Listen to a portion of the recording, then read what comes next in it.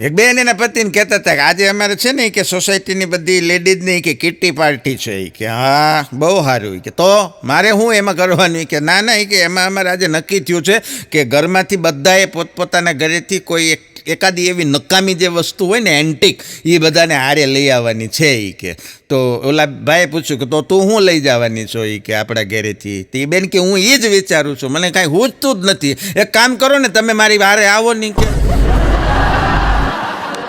એ નકામ હા એક જણા સવારમાં ઉઠીને તરત રોવા માંડ્યો બોલો એને ઘરવાળી કે પણ ઉઠીને તરત હે ને રોવો છો કાંઈ ફોન બોન આવ્યો કોઈનું કાંઈ થયું સમાચાર કે ના ના કે તો એ કે મને સપનું આવ્યું કે તે સારું કહેવાય ને સપનું આવ્યું હતું કે પણ સારું શું કહેવાય સપનામાં મારા એ કે બીજી વાર લગ્ન થયા તે ઓલા બેન તો દાંત કાઢવા માંડ્યા કે તો પણ એમાં ખોટું શું છે એ કે દુનિયાનો કયો પુરુષ નથી ઈચ્છતો કે એના બીજી વાર લગ્ન થાય તમારા ધ્યાને એ કે બહુ સારું કહેવાય એ કે પણ થયા તો ખરા પણ તારી ને તારી હારે થયા રોવું એનું આવે છે ક્યાંક બીજે ક્યાંક હોત તો વાંધો નહોતો એને મૂળ તકલીફ એ હતી બોલો હા પણ એક વાંઢો હમણાં કહેતો હતો એ કે સુંદર અને સુશીલ એવી કોઈ છોકરી હોતી જ નથી આ તો એ કે છોકરાના જ નામ હોય છે આ તો એ કે આપણને મોટા બધા છે ને ખોટા એ કે વેમમાં રાખે છે કે સુંદર અને સુશીલ કન્યા એવી કોઈ કન્યા જ નથી હોતી ભાઈ કે છોકરાના નામ જ હોય છે સુશીલ કુમાર ને વિવેકલાલ હા तुम्हारे उष्ण का हुक्का तो कब का बुझ चुका है तुम्हारे उष्ण का हुक्का तो कब का बुझ चुका है ये तो हम है जो गुड़गुड़ाए जा रहे આ શાયરી 15-20 વર્ષ વયા ગયેલાને ઘરે જઈને એના જોખમે કહેવાની છું લાગે ભાગે લોહીની ધાર આપણી ઉપર કાંઈ નહીં હા ટ્રાય કરવી પણ બહુ સાચી વાત એ છે કે ખરેખરી ફિટનેસ સાચી તંદુરસ્તી કોને કહેવાય ખબર છે જીવનના છેલ્લા શ્વાસ સુધી તમે ઇન્ડિયન દેશી ટોયલેટમાં તમારી જાતે કોઈ ટેકા વગર સહારા વગર બેસી અને ઊભા થઈ શકો આ બહુ મોટી ફિટનેસ છે આનાથી વધારે કોઈ તંદુરસ્તીનું પ્રમાણ જ નથી કારણ કે લગભગ ન થઈ હા દેશી ટોયલેટમાં હાથે ટેકા વગર બેસીને ઊભું થવું એ જ અઘરું છે કારણ કે ગોઠણ જ ભાંગી ગયા છે બધાને હા થવાય જ નહીં અને લગ્ન ને વરસાદ બે હરખા છે લગ્ન અને વરસાદ બે હરખા છે કારણ કે બેમાં શરૂમાં બહુ મજા આવે પછી નકરું કીચડ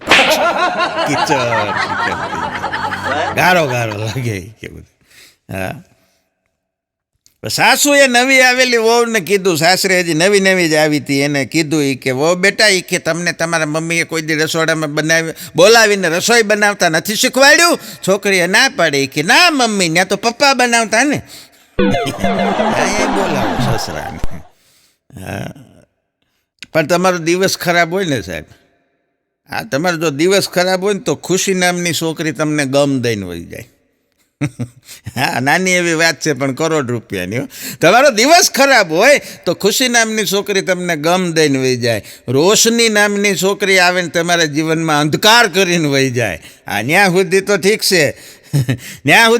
છે પણ ખુશ્બુ નામની છોકરી આવીને તમારું વાતાવરણ બગાડીને વહી જાય દિવસ ખરાબ હોય તો હા બધું થઈ શકે એક દર્દીએ ઓપરેશન પછી ડૉક્ટરને કીધું એ કે સાહેબ તમે એ કે ઓપરેશન કરીને મારી કિડની કાઢી લીધી તે ડૉક્ટર કે હા તમારી કિડનીની અંદર પથરી હતી તે દર્દી કે પણ તો તમારે પથરી કાઢવી જોઈએ ને તો ડૉક્ટર કે પણ પથરીને અમારે શું કરવી છે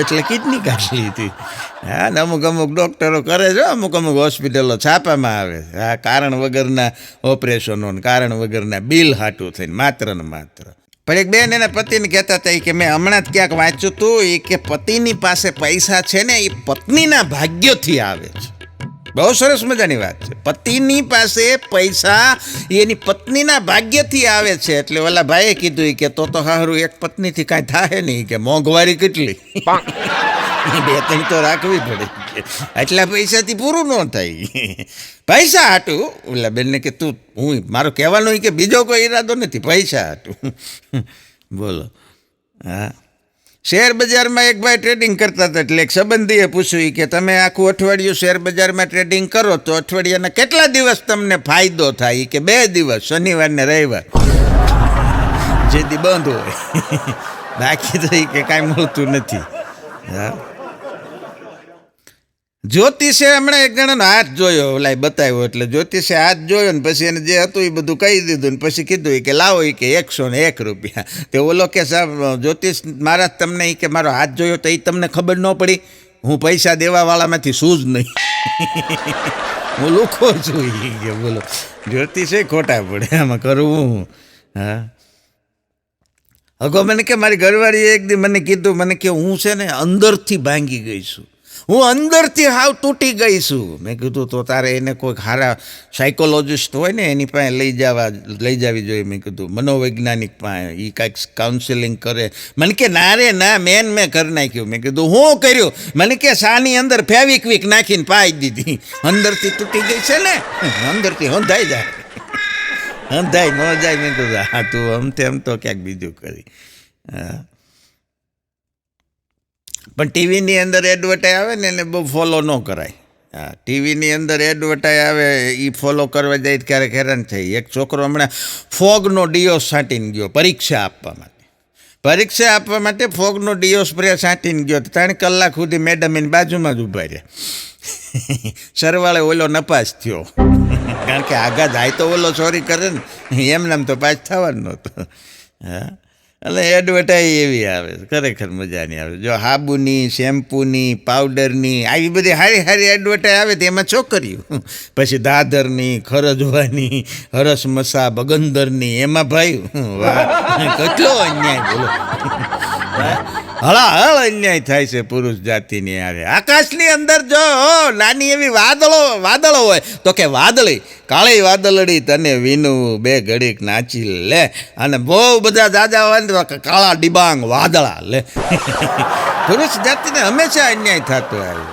હા, એનાથી આગળ વધીને વાત કરું તો ઘરની અંદર ગેસના બાટલા ઊંચકે પુરુષ, ઘઉંના બાચકા ઊંચકે પુરુષ, તમામ જે મજબૂત ની જેમાં જરૂર હોય એવા બધા સખત પરિશ્રમવાળા કામ કરે પુરુષ. અને ટીવીની અંદર એડવર્ટાઈઝમાં કમરનો દુખાવો, એમાં બેન વાહ, એમાં લેડીઝ જ આવે. બોલો, તે અમારી કમર હું અંબુજા સિમેન્ટથી બનીએ છે, અમને કોઈ દુખે જ નહીં. હા, પહેલેથી અન્યાય થતો આવ્યો, પણ કીધું હશે, હવે આપણે વાંધો નથી, વિરોધ નથી કરવો. હા, એક છોકરી લગ્ન વખતે રડતી હતી, વિદાય વખતે, અને દરેક કન્યા રડે.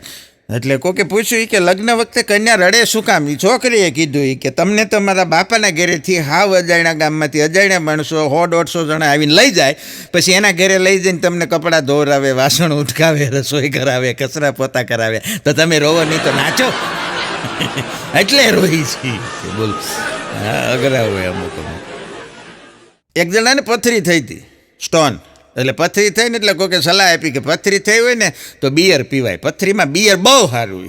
તો એટલે એટલું બધું બિયર પીધું, એટલું બધું બિયર પીધું, તે પથરી પહેલાં લીવર કાઢવું પડ્યું.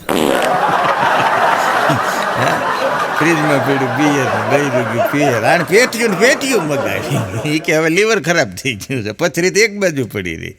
હા, એક બેન કહેતા હતા કે આપણી બાજુવાળા કે પિંકી છે ને, પિંકી એના વતને કહેતા હતા કે હા, કે પિંકીને ગણિતની અંદર 100માંથી 99 માર્ક આવ્યા. તે ઓલા ભાઈ કે અરે વાહ, બહુ સારું કહેવાય. તો 1 માર્ક ક્યાં ગયો? એ કે એ આપણે પિન્ટુને આવ્યો. પિન્ટુને 1 જ માર્ક. હા, પિન્ટુને ખીજાણા. એ કે પિન્ટુ આમ હોય સાવ, આમ જો પેલી પિંકી સામું જો, એને 99 માર્ક આવ્યા. પિન્ટુ કે હું એને જોવા માર્યો એટલે જ આવ્યો, એનો જોયો તો અડધા તો આવે.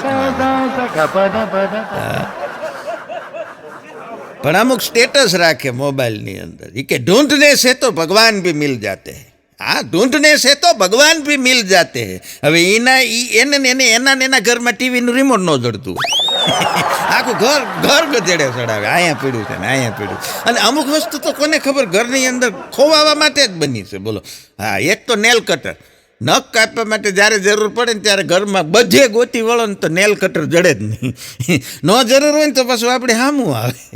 ટીવીનું રિમોટ, નેલ કટર, બામની શીશી, આ બધું ખોવાવા માટે જ હોય, એ જડે જ નહીં. જ્યારે જરૂર પડે ત્યારે ગોતવું જ પડતું હોય. હા, પણ રાત્રે બદામ પલાળીને ખાવાથી યાદશક્તિ વધે છે. રાત્રે બદામ પલાળીને મૂકી દો ને સવારે ખાવ તો એનાથી યાદશક્તિ વધે છે. પણ તકલીફ એ થાય છે કાં રાતે બદામ પલાળવાનું ભૂલાઈ જાય છે, કાં સવારમાં ખાવાનું ભૂલાઈ જાય છે. પણ મેં કીધું શરૂ તો કર, તો યાદ શક્તિ વધે ને. આમને વાતોમાં જ કે ભૂલાઈ જાય, એનું હું કરું. હા, પણ ગુજરાતની અંદર અને એમાંય ખાસ કરીને સૌરાષ્ટ્રની અંદર માવો, જેને ક્યાંક ક્યાંક મસાલો કહેવામાં આવે છે, ક્યાંક ક્યાંક ફાકી કહેવામાં આવે છે, હા, એ માવો ખાવાની જે પ્રથા છે, એ પરંપરા છે, બહુ અદ્ભુત છે. અને એ માવો ખાનાર વ્યક્તિ એના મોઢાની માલિપા જ્યાં સુધી માવો હોય ત્યાં સુધી તમને કોઈ પણ પ્રશ્નનો જવાબ માત્ર એકાક્ષરી અક્ષરમાં જવાબ આપે, હા, ના, એનાથી વિશેષ કાંઈ બોલે નહીં. અને કદાચ એનાથી વિશેષ બોલવાની જરૂર પડે અને એ વ્યક્તિ જો માવો થૂકીને તમારી હારે વાત કરે તો સમજી લેવાનું કે હવે એ કોઈક બહુ ઊંડી જ્ઞાનની વાત કરશે. ત્યાં સુધી માવો કાઢે જ નહીં. અને જો એ તમારી યારે માવો કાઢીને વાત કરે છે તો તમારે એનું બહુ સન્માન કરવું, કારણ કે આ બહુ મોટું એણે બલિદાન આપ્યું. બાકી એમના બી કાઢે નહીં. હા, ગહન વાત હોય તો જ માવો કાઢે.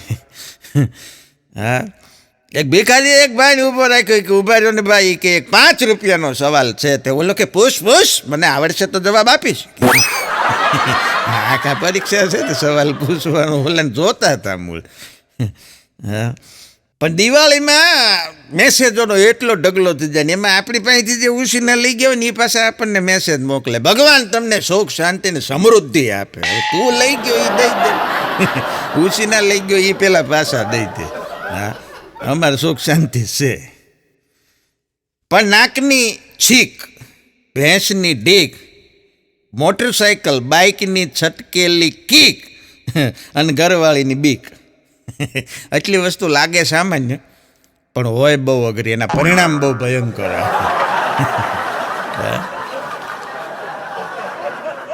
એક ભાઈ દવાખાને ગયા, ડૉક્ટરને જઈને કે સાહેબ મારા વાળ બહુ ખરે છે. એ કે મારા વાળ ખરે છે એના માટે કાંઈક આપો ને. તે ડૉક્ટરે એક ખાલી ડબ્બી આપી કે આમાં ભેગા કરી, એ કરવાના જ છે, એમાં કાંઈ બીજું કાંઈ ન થાય. ડૉક્ટરે એની જેવાય.